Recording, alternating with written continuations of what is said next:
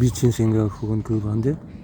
이것이 1980년대 초에 종합된 신경이완제에 대한 관점이었고 당시 최고의 과학 이야기였다. 정신과 의사들은 그 이야기 효과적임을 목격했다. 그들은 항정신병 약물이 정신병적인 증상을 감소시킴을 보았고 약 복용을 중단하는 환자들이 매우 자주 다시 정신병적인 상태로 됨을 관찰했다. 과학적인 실험은 그들의 임상 인식을 강화했다. 6주 동안 시험을 통해서 그 약이 효과적임을 증명했다. 재발 연구는 환자들이 그 약을 유지해야 함을 증명했다. 그러나 연구자들이 약물이 뇌에 작용하는 방식을 이해하고 환자들에게 지연 발생 운동 이상증이 발생하는 이유와 만성적인 질병의 이유는 연구하기 시작하자 약물에 대한 기존 통념에 반하는 특성이 조망되기 시작했다. 항정신병 약물이 환자들로 하여금 만성적으로 아프게 한다는 것이다. 슈이나드와 존스가 모든 점을 명확히 연결했다. 그들의 연구는 한동안 정신의학 분야 안의 말벌집을 건드린 듯했다. 맥길 대학 두 의사가 발언한 회의에서 한 의사는 경악하며 다음과 같이 따져 묻는다. 나는 왜 환자들이 정신증을 가졌기에 신경이완제를 투여한다. 나는 당신들은 조현병 치료제가 오히려 정신증을 만든다고 말하는 것인가? 하지만 정신의학은 이 새로운 정보에 어떤 영향을 받았을까? 슈나이더와 존스의 연구로 밝혀진 지식은 정신의학의 기반을 흔들었다. 정신질환자 치료를 혁명적으로 만들었다는 바로 그 약물이 실제로는 환자들을 만성적으로 아프게 할 가능성도 가짐을 진정으로 대중들에게 고대하거나 정신의학 스스로 인정 가능한가? 항정신병 약물이 시간이 지나면서 환자들을 더 정신병적으로 만들었다는 것인가? 정신의학은 이 논의가 사라지길 필수적으로 바랐다. 그 초과민성 정신증에 대한 슈나이더와 존스의 논문들은 흥미로운 가설 범주에 분류되었고 세계의 어떤 과학자 못지않게 도파민 수용체에 대해서 잘 아는 솔로몬 스나이더가 1986년 그의 책 약물과 뇌에서 초과민성 정신증이 거짓 정보로 밝혀졌다고 모두를 안심시킬 때 정신의학계의 모든 이들은 안도의 한숨을 쉬었다. 자연 발생 운동 이상증 환자에게서 도파민 수용체의 감소성이 클 경우에 조현병 증상도 그에 상응하여 증가할지 의문이 든다. 흥미롭게도 연구자들이 지연 발생 운동 이상증이 일어나기 시작한 환자들에게서 조현병 증상의 악화 가능성을 주의 깊게 살펴보았지만 전혀 찾지 못했다. 정신의학이 초과민성 정신증에 대해서 잠시 우려했던 정신의학 위기의 순간은 거의 30년 전에 일어난 일이었다. 오늘날의 시선에서는 항정신병 약들이 조현병 환자의 상태를 만성화할 가능성을 높인다는 개념이 표면적으로는 터무니없어 보인다. 인류의과대학의 정신과 교수들, 정신병원의 직원들, NIMH 관계자들, 전미 정신질환 연명의 지도자들, 주요 신문의 과학 저술자들, 혹은 평범한 일반인들에게 물어보면 모두 항정신병 약물이 조현병 치료에 필수적이고 주춧돌이라고 말할 것이다. 다른 생각을 전파하는 것은 아마도 정신 나갔다고 연기할 것이다. 그럼에도 불구하고 우리는 이 조금 다른 탐구의 길을 걸어가기 시작했다. 나는 이미 이 글을 읽는 분들을 광기 어린 저장고로 초대했다. 우리는 이제 카운트 웨이 도서관의 한층 위로 올라가야 한다. 이 지하층의 논문들은 1986년 판으로 끝난다. 지금으로부터 우리는 어떤 이야기가 들려야 할지 그 이후 논문들을 살펴야 한다. 과연 그것들은 모두 잘못된 경고였을까? 아니면 그 반대일까? 이 질문에 답하는 가장 효율적인 방법은 관련 연구와 그 방향을 하나씩 여야 하는 것이다. 버몬트 종적인 연구 1950년대 후반과 1960년대 초반 버몬트州立병원은 대부분 정년 나이인 269명의 만성 조현병 환자를 지역사회로 퇴원시켰다. 20년 후에 코트 네이 하딩은 이 인구 집단에서 코호트에서 그때까지 생존한 168명의 환자를 인터뷰했고 34%가 회복되었음을 발견했다. 여기서 회복이란 무증상이고 독립적으로 생활하며 가까운 관계를 갖고 취업 상태이거나 생산활동에 참여 가능하며 자신을 챙기고 충만한 삶을 유지를 의미했다. 이는 1950년대에 희망이 없다고 여기던 환자들에게 놀라운 장기 결과였다. 미국 심리학회에서 발간한 심리학 모니터에 하딩의 인터뷰가 실렸다. 하딩은 회복한 환자들에게 하나의 공통점이 보인다고 말한다. 이들은 모두 오랜 시간 약을 중단한 상태였다. 그녀는 결론을 내린다. 조현병 환자들이 평생 약을 먹어야 한다는 것은 신화이며 약물 치료가 계속 필요한 사람들은 소수일 것이다. 세계보건기구 비교문화연구 1969년 세계보건기구는 6개국의 조현병 경과 추적 연구를 시작했다. 5년 뒤에 개발도상국 3개국인 인도, 나이지리아, 콜롬비아 환자들은 소위 선진국이라는 5개국의 환자들보다도 상당히 더 나은 과정과 결과를 보인다.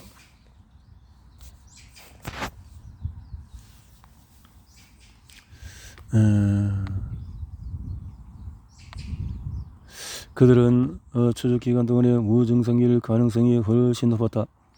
더 중요한 것은 그들이 매우 좋은 사회적인 결과를 누렸다는 점이다. 이 발견은 미국과 유럽 정신의학계를 자극했다. 연구 설계의 결함에 대한 항의도 나왔다. 인도, 나이지리아, 콜롬비아의 환자들은 진짜 조현병 환자가 아니었을 것이라는 의혹도 제기되었다. 이에 세계보건기구는 1978년 10개국 연구를 시작했다. 이번에는 조현병의 첫 사포를 경험하는 환자들을 연구에 참여시켰다. 이들은 모두 서구 조현병 기준으로 진단받았다. 하지만 결과는 거의 같았다. 2년 뒤에 개발도상국 환자의 3분의 2에 가까운 수가 좋은 경과를 보였고 3분의 1이 조금 넘게 만성화했다. 반면에 선진국은 37개의 환자가 좋은 경과를 보였고 59%는 만성화했다. 세계보건기구 과학자들은 다음과 같이 기록한다. 개발도상국 환자들에게서 더 나은 결과가 확인되었다. 선진국 거주가 완전 관해에 이르지 못한다는 강력한 예측 인자였다. 세계보건기구 연구자들은 결과성 뚜렷한 차이의 이유를 밝히지 않은 채 두 번째 연구에서 항정신병 약물의 사용을 추적했으며 가난한 국가의 환자들이 더 안정적으로 약을 복용했기에 더 잘 지냈다는 가설을 세웠다. 그러나 그들은 오히려 그 반대가 사실임을 발견했다. 개발도상국 환자의 16%가 정기적으로 항정신병 약물을 복용하였지만 선진국 환자의 경우에 61%가 지속적으로 약을 복용했다. 더욱이 환자들이 가장 잘 지낸다고 확인한 인도 아그라에서는 전체 환자의 3%만이 항정신병 약물을 복용했다. 약 사용이 가장 많은 모스크바에서 만성화 환자 비율이 제일 높았다. 이 비교문화 연구에서 가장 좋은 결과는 명백히 낮은 약물 사용과 연관이 되었다. 그 후에 1997년에 WHO 연구원들은 처음 더 연구에 참여한 환자들을 다시 인터뷰했고 개발도상국 환자들이 훨씬 더 나아졌음을 발견했다. 결과 차이는 일반적인 임상 상태, 정상 장애 및 사회 기능과 관련이 된다. 개발도상국에서는 53%의 조현병 환자가 더 이상 정신병적이지 않다고 답했고 73%는 취업 상태였다. WHO 연구자들이 약물 사용에 대해서 보고하지는 않았지만 후속 연구의 결론은 명확하다. 질병 초기에 항정신병 약물을 정기적으로 복용하지 않은 국가의 환자 대다수가 회복되어서 15년 뒤에는 잘 지내는 상태였다. 자연 발생 운동 이상증과 전반적인 기능의 감소.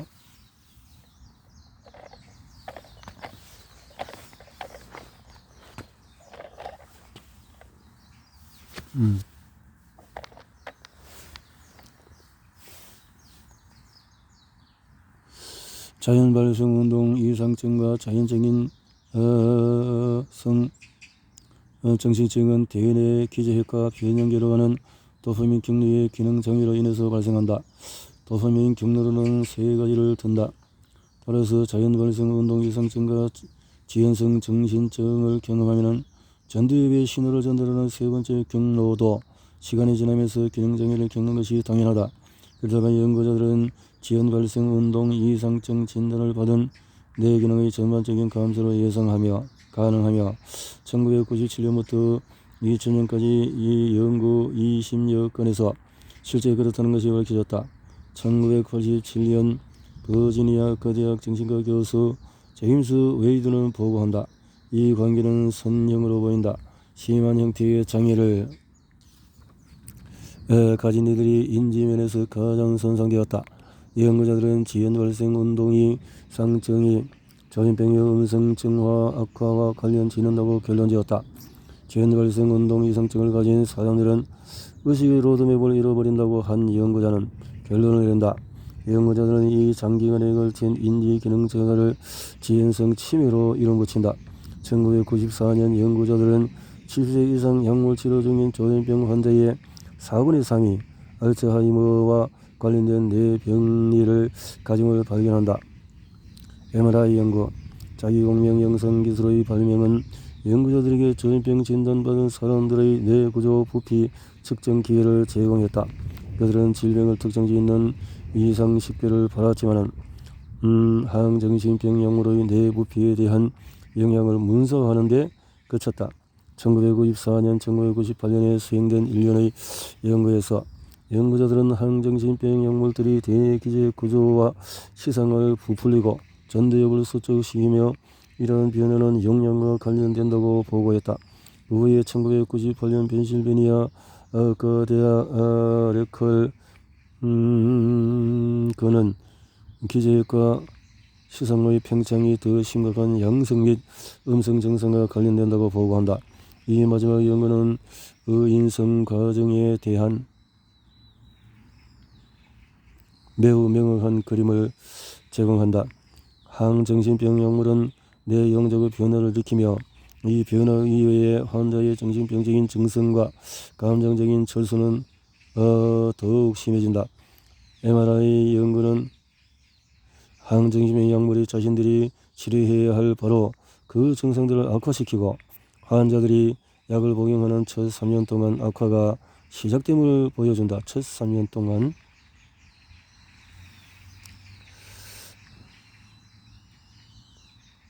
정신증 모델 개발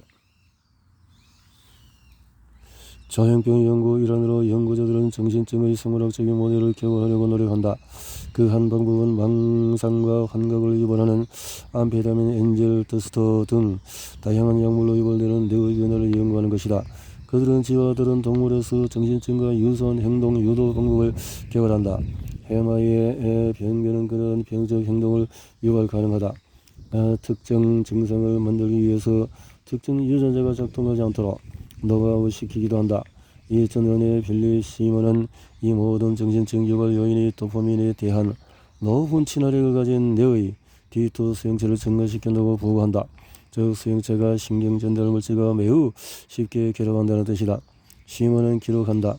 이러한 결과는 다정 유전자 돌연변이, 약물 남용, 뇌 손상을 포함하여 다양한 정신증 유발 경로가 가능함을 의미한다. 이 모델은 높은 D2 수치로 수렴하여 정신병적인 증상을 유발 가능하다. 시먼은 이것이 항정신병 약물 작동 이유라고 추론한다. 항정신병 약물은 D2 수용체를 차단한다. 하지만 시먼 그 자신의 연구에서 그는 또 올란자핀과 라스피리돈 같은 신약을 포함한 이 계열 약들이 높은 친화력을 가진 D2 수용체의 밀도를 2배 증가시킴을 발견한다. 그들은 합성 헤로인이 일으키는 것과 같은 이상을 유발하며 따라서 이 연구는 라스 마텐슨의 1984년 관찰을 확인시킨다. 그 내용은 신경이완제의 복용이 정신증 유발 체제가 뇌에 심어진 것과 같다는 것이다. 낸시 안드레센의 정단 MRI 연구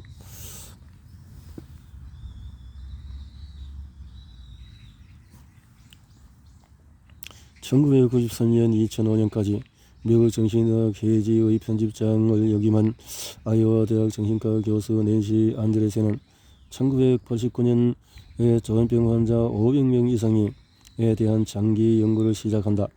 2003년에 그녀는 초기 진단 당시에 환자들의 전두엽 크기는 정상보다 약간 더 작았고 이후에 3년에 걸쳐서 전두엽 크기는 계속 줄어들었다고 보고한다. 또한 안드레센은 이 전두엽 백색 질 부피의 점진적인 감소가 음성 증상 및 기능 손상의 악화와 관련되며 이러한 전두엽 크기 감소는 조현병이 항정신병 약물로 억제 불가능한 점진적인 신경 발달 장애라는 증거라고 결론을 낸다. 현재 사용하는 약물로는 증상의 근본 바탕인 뇌발생 손상 과정의 완화가 어렵다. 그녀의 항정신병 약물에 대한 시각은 치료 효과가 어렵다는 것이지 해가 된다는 것은 아니었다. 2년 뒤에 그녀는 이 시각을 확장한다. 그녀 환자의 능력은 첫 진단 5년 뒤에 유의미하게 악화하기 시작했고 이 인지 기능 감소는 발병 후에 뇌 영역의 점진적인 감소와 연관된다. 달리 말해서 환자의 전두엽 영역이 줄어들면서 환자들의 사고력도 감소했다는 것이다. MRI 연구를 진행한 다른 연구자들은 전두엽 위축이 약물과 관련됨을 발견했고 2008년 뉴욕타임스 인터뷰에서 안드레센은 약을 더 많이 투여할수록 더 많은 뇌조직을 잃게 된다고 인정한다. 전두엽 위축은 질병 과정의 일부로 보이며 약물은 이를 악화시킬 가능성을 가진다. 이 약들은 정확히 어떤 작용을 하는가? 질문에 안드레센은 답한다. 항정신병 약물은 기저의 활동을 막는다. 전두엽 피질은 필요한 신호 입력을 받지 못하고 약물에 의해서 차단된다. 이는 정신적 증상을 감소시키지만 또한 전두엽 피질을 서서히 위축시킨다. 다시 한번 안드레센의 연구는 치료를 위한 약 사용의 의인성 과정을 드러낸다. 약은 뇌의 도파민 활동을 차단하고 이는 뇌 위축으로 이어지며 결국 음성 증상과 인지 기능의 악화와 연관된다. 이는 또 다른 염려스러운 발견이었다. 이로 인해서 30년 전 항정신병 약물이 환자들의 정신증에 대해서 더욱 생물학적으로 취약해 하는지 의문을 품었던 예일대 정신과 의사 토마스 맥글레시언으로 하여금 다시 한번 이 전체 치료 파라다임에 질문을 던지게 한다. 그는 자신의 어려운 고민을 과학적인 맥락에 올려놓는다. 단기적으로 급성 D2 수용체 차단은 환자의 현저한 양성 증상을 감소시킨다. 하지만 장기적으로 지속적인 D2 수용체 차단은 일상의 모든 사건들에 대한 반응을 무디게 하여 때때로 정신증 후 우울증 또는 신경이완제 유발 불쾌감으로 이름 붙이기도 하는 신경화학적인 무쾌감증을 유발한다. 우리는 의욕, 세상에 참여, 일상적인 삶의 기쁨을 막기 위해 D2 차단제를 활용해서 정신병으로부터 환자들을 해방시키는가? 약물 치료는 위기 상황에서 생명을 구하겠으나 중단되면 정신증에 취약하게 만들고 유지되면 기능 저하로 인한 어려움을 지속시킬 것이다. 이 언급은 조현병 회복 2006년 후에 실렸고 1970년 대후반의 항정신병 약물에 대한 관점을 다시 주목받게 한다. 치료로 보이지만 질병보다 나쁘다는 것이 다시금 증명된 듯이 보인다.